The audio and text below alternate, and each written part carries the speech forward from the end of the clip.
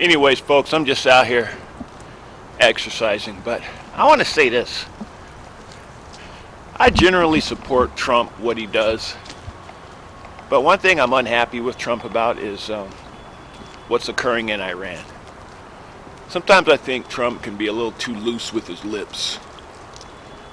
And I kind of hold those 500 deaths, and the death count is mounting in Iran, to what Trump said.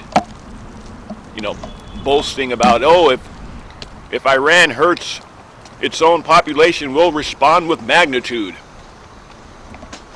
You know how Trump speaks. Him and Mike Tyson kind of speak the same. They be making up verbs and crap don't make sense. Bigly and stuff like that. Him and Mike Tyson, you think they went to the same school or something, 'cause they both use the same verbiage. They just kind of make words up as they go. But Trump gets away with it because he's a billionaire. You know what I'm saying? But that being said,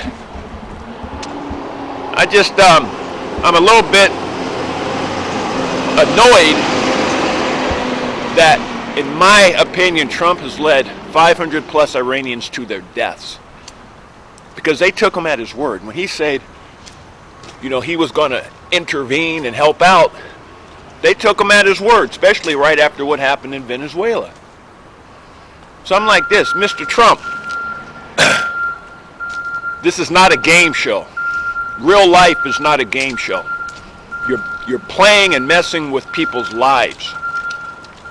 Stupid loud truck getting in the way of my blog. I'm at work, folks, so you gotta forgive me.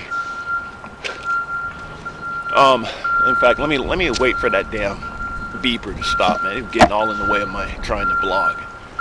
God dang it. Motherfucker. Okay, he's done. What I'm basically saying is this. Trump, don't play with people's lives. This is not a game show. This is the real world. And don't tell people, citizens of other nations that are trying to rise up, don't tell them you're going to help them out if you indeed are not. Now, 500 people done lost their lives because they took you at your word. You could never bring those lives back. And now you're talking about making a deal with Iran? Why? Why would you make a deal with those people after they just slaughtered 500 plus people? It's probably more like 1,000. When you had Iran on, why would you then? I told you, Mr. Trump, a year ago when you had the Iranian regime on its heels, you should have just finished the job. You should have let Israel finish the job. Have you ever not heard that story about the scorpion? A scorpion never changes its behavior. And as long as this regime is in power, they're going to sting you again and again and again, Mr. Donald Trump, President Trump. So stop playing with them. They've proven who they are time and time again. So what I'm saying is, if you're not going to help the Iranian people, then keep your mouth shut. Is that too hard for you to do? Because by flapping your jaws, you're getting people killed. They believed in you, and you haven't responded. And they're getting killed, they're getting slaughtered because they took you at your word. Generally, I like your